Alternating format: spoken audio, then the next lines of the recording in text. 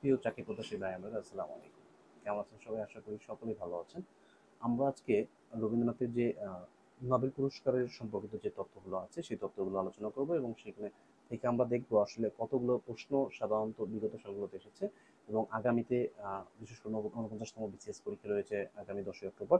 সেই সাথে এখন যেহেতু পরীক্ষার হিড়িক লেগে গেছে, অর্থাৎ প্রত্যেক সপ্তাহে দেখা যাচ্ছে শুক্র শনিবার তো পরীক্ষা হচ্ছে এবং শুক্র শনিবার বাইরেও গিয়েও পরীক্ষা নিতে হচ্ছে বা পরীক্ষা নিচ্ছে বিভিন্ন মন্ত্রণালয়গুলো। তো এখন যেহেতু চাকরির একটি মৌসুম চলছে, এই মৌসুমে এই তথ্যগুলো অনেক বেশি গুরুত্বপূর্ণ এবং হরহামেশাই বিভিন্ন চাকরির পরীক্ষাতে আসছে। তো চলেন আমরা এই তথ্যগুলো একটু গুরুত্ব সহকারে দেখি।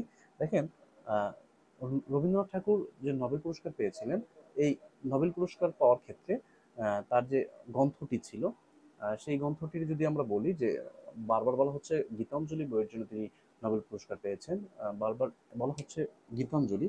আসলে মূলত যে গীতাঞ্জলি বইটির জন্য নোবেল পুরস্কার পেয়েছে বিষয়টি এরকম না। যে গীতাঞ্জলি বইটি প্রকাশিত হয়েছিল 1910 সালে। এখন যদি অপশনে আমরা একটু ব্যাখ্যা করি তাহলে আপনি বুঝতে পারবেন। কিন্তু এই গীতাঞ্জলি বইটিকে যখন ইংরেজিতে অনুবাদ করে বা ইংরেজিতে তর্জমা করে তৈরি করা হলো সং অফারিং, যেটি 1910 সালে প্রকাশিত হওয়ার পরে তার 2 বছর লাগছে সময়। 2 বছর পরে 1912 সালে তিনি প্রকাশ করেছিলেন সং অফারিং। এই সং অফারিং বইটির জন্যই মূলত তিনি নোবেল পুরস্কার পেয়েছিলেন, যেটি ইংল্যান্ডে প্রকাশিত হয়েছিল। এই যে সং অফারিং এর জন্য 1912 সালে তিনি নোবেল পুরস্কার পেলেন।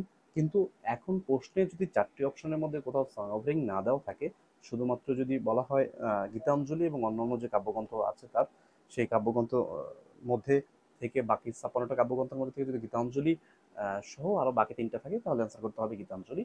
আর যদি কোথাও সং অফারিং থাকে তাহলে অ্যান্সার করতে হবে সং অফারিং। ধরেন কোনো 4টা অপশন দেওয়া আছে, 4টা অপশনের কোথাও এই গীতাঞ্জলি নেই কিন্তু সং অফারিং দেওয়া আছে, যেটি 1912 সালে পরবর্তীতে ইংরেজিতে অনুবাদ করে বা আরো কিছু এখান থেকে কিছু কবিতা নিয়ে এবং আরো কিছু কবিতা নিয়ে সং অফারিং তৈরি করা হয়েছিল বা প্রকাশ করা হয়েছিল 1912 সালে। সেটি অ্যান্সার করতে হবে। এরপরে এসে তিনি এই 1912 সালে সং অফারিং প্রকাশিত হওয়ার পরে তিনি 1913 সালে এসে নোবেল পুরস্কার পেলেন। 1913 সালে এসে নোবেল পুরস্কার পেলেন। এবার এই 1913 সালে এসে নোবেল পুরস্কার পেয়েছেন, এটি যেমন গুরুত্বপূর্ণ, তার চেয়েও বেশি গুরুত্বপূর্ণ আরেকটি তথ্য আমাদের কাছে এর মধ্যে আছে। সেটি হলো যে তার এই নোবেল পুরস্কার যিনি রবীন্দ্রনাথ ঠাকুর 1913 সালে পেয়েছিলেন, সেই নোবেল পুরস্কারটি চুরি হয়ে গেছে 2004 সালের 24শে মার্চ। 2004 সালের 24শে মার্চ তার যে নোবেল পুরস্কারটি তিনি পেয়েছিলেন সেটি চুরি হয়ে গেছে।